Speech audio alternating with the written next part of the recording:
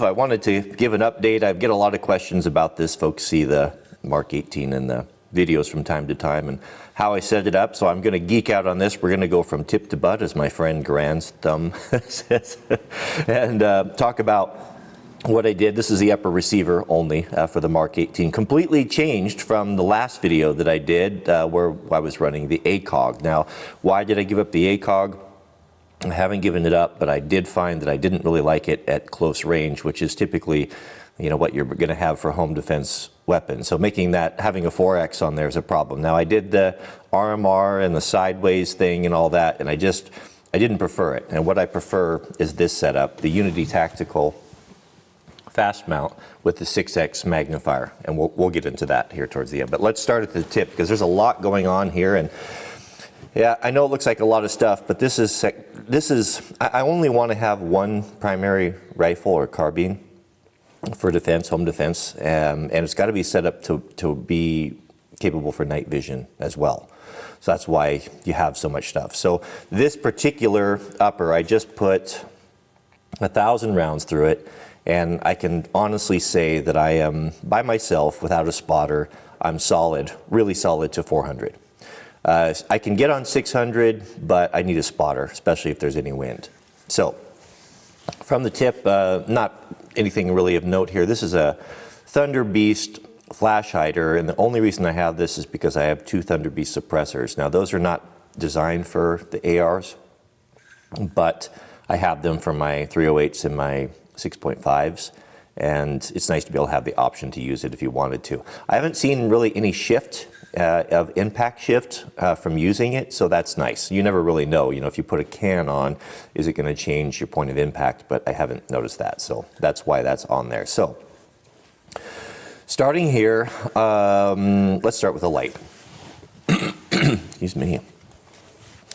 So how I set this up here, and this is very, very compact. And the reason why I kind of changed the front of this was I had the light on the left-hand side over here. This being an SBR, it's being a really short 10.3 inch barrel, you need to have every bit of rail you can get to on there with your hand. Having that flashlight mounted over here was really cramping my style, because I've got some controls some essential controls here that I need to be able to operate. We've got my the MAL buttons, your A and B button, your slider, as well as a switch there for the Surefire. So I moved the Surefire over here to the right. And man, has this come together nicely. Everything just fits so good. This is the new Surefire 300 Scout Light, and it comes with, you can get this little optional mount, which is really a good mount. When I first bought this, I took it away and thought I had to find some fancy mount.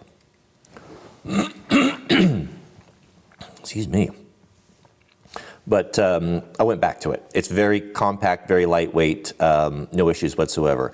I replaced the clicky tail cap with the Surefire, their little, what do you call it, light switch there. And then I have a small wire that runs there, and you can see the front. It comes through here to the awesome Unity Tactical. You're going to see a theme here. I think I own everything that Unity Tactical makes, because they're an amazing company, and they make beautiful, innovative gear. So this is the new. And good luck finding one of these. I was on a waiting list for 3 months before I finally got it. I had to prepay. This is the Unity hot button, and this is awesome. I have said in past videos that I don't really care for those, the wires and the remote switches, the tape switches and stuff, because they haven't really been very good, and you had to buy, you know, they just kind of sucked. So this is different. This is cool. Sorry about that. This gives you the ability to mount onto pick rail, or you can get these that will mount on M-LOK as well. A remote button that is really made well. Just the highest quality of everything. Look at the machining, craftsmanship there. I mean, it is gorgeous. And that gives me now the ability of my light right there. I could do intermittent or a nice clicky, tactile clicky, full on. Perfect position right where the thumb lays. And then I can go right back here to my visible or IR laser, right? Simple, everything's handy. So what's cool about the Unity tactical setup here is that you can buy this little base right here, the black portion that says Unity. That is the, I think they call that the micro base. And they give you an option of a really high quality flip up sight, backup irons right there. Very minimalistic, very compact, and it's designed to work and to fit with all of these modern IR illuminator lasers and such. So I haven't found any conflict. So to make this work and how I set this up, I bought the micro base, I bought the flip up backup irons, the Unity hot button, and then underneath there they sell a small piece of rail. See if you can see that. Small piece of rail there that fits, made to fit inside of that micro mount. Now you can see that it's offset, so it gives you a couple options. You can flip it, have it close. When I flipped it up closer and there was a conflict with the sight, I flipped it around the other way and it works perfectly. The wire's the perfect length, comes right through. Look even in the machining, look how they machined a radius right there, so there's no hard edge for the wire to go across. Look at the screws. Any of you guys that are machinists will appreciate this Unity tactical stuff. So many details, so many cool things, just little things like, oops, oh good grief, amateur hour here. Like the little red on the top of this button right there, the screw there, so you don't put the wrong one in. And I don't know if this is on purpose, but I like this because you can, if the sight's flipped up, you know, it just gives you a little indicator there, kind of cool. But look how nice all that fits together. And look at the clearance between the maul, B.E. Meyer's maul there, and the emitter head. You actually can see light through there. It just touches, but that's okay because this is just a rubber shroud right here. And this is, of course, you probably know about this. If you don't know what that is, then you can look that up. It's a B.E. Meyer's maul. It's a, it does a couple things. It's if you flip here, you've got a visible green laser, right? But the main thing is for using this with night vision. Here you have an infrared, laser, and illuminator, multiple combos, multiple modes, so you can look into that. Sorry, I have a little bit of a cold going on here. So the upper is a Mark 18 Daniel Defense with a wrist 2 rail. Unmolested. I have not had good success with mixing and matching parts that may or may not be designed to work together. So this may look like a highly modified firearm, but actually it's not. It's a factory Daniel Defense upper, and I leave all that stuff alone. You know, I mean, I do change a couple things. I've got Colt, I'll run either Daniel Defense or Colt BC bolt carrier groups, and I do like either the Daniel Defense or the Geisley airborne charging handles. These are very nice. These are way better than I tried to get with the factory Colt ones, but these are way better. They're a lot easier to use. So the reason why I like the quad rail, I know some guys think it's kind of old-fashioned. I mean, these are currently in use with who knows how many government agencies and special forces guy. They're proven they are probably the toughest, heaviest duty, hardest use rail that a guy can get. This is the DD RIS 2. You can see the cage code right there. Full on military spec. Why is it important to have such a tough rail? If you're running a laser or an illuminator, that has to hold 0. It has to be in a parallel 0 with your optic, whatever that may be. So you can't have anything that's moving around. It's got to be completely locked up to the upper receiver because you're relying upon it for that 0, not to mention your backup irons, right? So that's important. Downside of the RIS 2 rail, of course, I think some of my subscribers that have been in the service told me that they call them the cheese grater because they're not very comfortable to hold and they're very cold in the winter and they really tear your hand up. So to mitigate that, I put the Knights Armament rail covers on. Those you've probably seen, and a lot of military's been using those for a long time. This is a match set. And I got these from Charlie's Custom Clones and they Duracoated them, which was kind of cool. But I use this rifle a lot, so you know, starting to wear off, but I don't care. It doesn't make any difference to me. I'm not into that. I'm not into something that's usable. Now under here, for a hand, this is also Knight's Armament. It's a hand stop, but it's also has a QD mount on it there. So this is where I run my front sling, so I can push that in there. And the reason why I put the hand stop on there was I found that under stressful use, my hand, if you were running, it was easy for it to slip and to go over the muzzle. And of course, you don't want that. So that gives me kind of an indexing point or a place to stop, so that my hand, if I shove it forward, it's not going to go beyond that muzzle.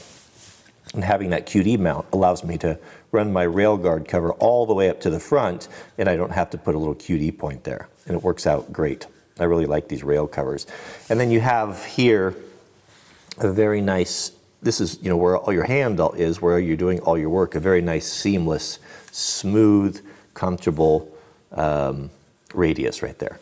So no seams. And so what I had to do, these little clips here, if you look at them, you push these in and they clip into, they'll only clip into the ends. If you see that little web right there, they won't go into that.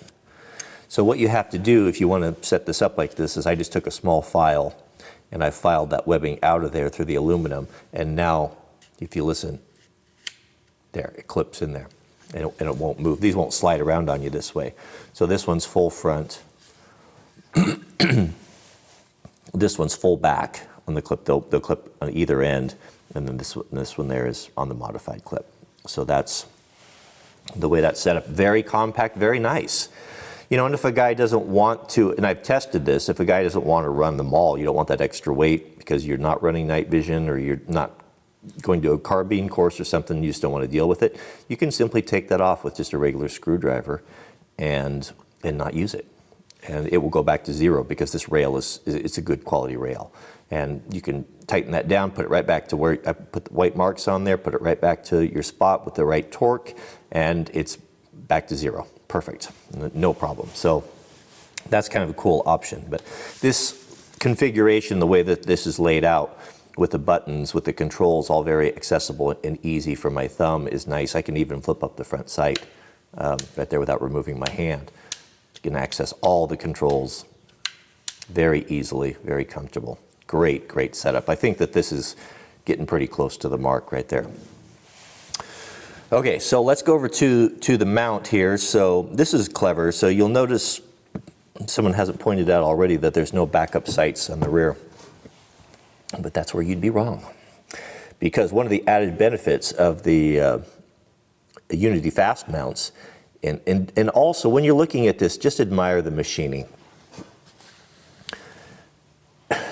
It just impresses me to know, and look at how the attention to detail, they've milled out everything for weight to make it as light as possible. And this is a tall mount. This is like almost like 2 1/4 at or near. And that's really high, a lot higher than normal. Actually, it's pretty close to the way Eugene Stoner would have set it up with the grab handle, right? So what that gives you is an extremely comfortable shooting position that you don't have to get all scrunched up in to fire in. Very, very comfortable. The only downside that I found, there's a little bit more of an offset at close range, but good grief, you got 3-4 fingers offset with your lower 1/3 anyway. So it's just a training issue. So up close, you're gonna, it's gonna shoot a little bit high, as all do, but I do a 50 to 200 0, and I know where it shoots, and it's fine. It makes no difference whatsoever. But look at the caps, just the beautiful machining in there, and how everything is scaled out for weight. If we look at this other side, so nice. And they give you an option to run a QD mount if you want to do that. So you can order a QD mount, basically this right here, from Unity, and you don't have to lock it down. I don't know why you would, but there is that option. So the cool part about this, we have our flip-up iron on the front, right? Well, there's an integrated sight inside there. You probably noticed the windage screw right there. You see that? So there's your windage screw to move that left and right, back and forth. So how cool is that? So that gives you added benefit. You not only do you get a premium quality mount, you get an integrated sight. Even look how they even machined the steps in here to prevent glare if you needed to use that. So in the rare event that a optic went down or didn't work anymore, you can simply slip right down through there and shoot through. Now, if you really want to go minimalistic, and I installed this for just to show you guys, it also comes with a front pin. So there's basically a full set of irons inside of this. And I know that's a short, very short radius, probably shorter than any pistol. However, it's just an option, right? If you know, because the iron sight guys, I mean, boy, goodness, everyone thinks you have to have iron sights on them. Maybe, you know, but the optics are really reliable now. And are you really going into war or combat? So, I mean, it's a personal choice. I'm not telling you what to do. Obviously, I've decided to go with the iron sights, right? But if a guy didn't, I wouldn't criticize him for it. Because how many ways of aiming do you need? I mean, you have basically you have your T2, right? You've got a visible green laser on your maul. There's two. I mean, if a guy had to, you could definitely, if this went down, you could shoot through the magnifier. There's no red dot in there, but you could put it in the center. You could be on target. So you're gonna have to decide on that. But there really wasn't any downside with going with the way this is designed. So that's kind of cool. Very, very cool. Really like the mounts. Really love the machining. It's beautiful, beautiful, beautiful. All right, let's take a look at the magnifier here. So the magnifier is kind of cool. This magnifier is an Aimpoint 6X. This is actually designed for this particular sight.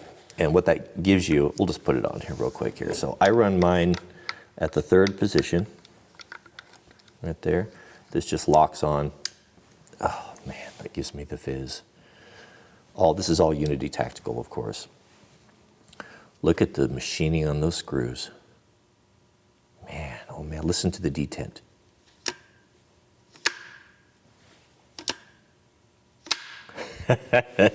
Yeah, that actually gives me the double fizz here. Look at that. Very innovative, never been done before. So these flip outs have been around for a while, right? LaRue's there's some really nice ones out there actually. But traditionally, how they flip out is they flip out to the right, like that. Now that's fine and all, but now you got a big magnifier hanging out there on the outside outboard, and it catches on everything. Not ideal. What's cool about the Unity is it flips straight down. Boom, right there, out of the way. No problem. You can see through there perfectly, just like it's not there. I typically, you know, this is my bed stand nighttime rifle. I take this off at night. You know, why not? I just, you know, put it in the safe, leave it there, or put it in the drawer or whatever. You don't need to pack that around. Put it in your pouch on your body armor, right? But I like that QD mount there. This is kind of cool. This magnifier. It's not as clear. This whole system's not as clear as the ACOG. Not by a stretch, but it's very good. And having that 6X is really, really nice. And this kind of cool is that there are adjustment screws on there, so you can actually, sometimes when you put these on, your red dot's not going to be centered. You're basically just looking through a magnifier through your red dot there. If it's not in the center, you can adjust this and you can line it all up. And what else is really cool is that there's a diopter. So if you have problems with red dots, or they're kind of fuzzy, or you have astigmatism, by adjusting this, you can get that cleared up, crystal clear. Very nice. But look at the machining on that. Look how much work has went into that to hollow everything out. Even back over here, a lot of work. A lot of work.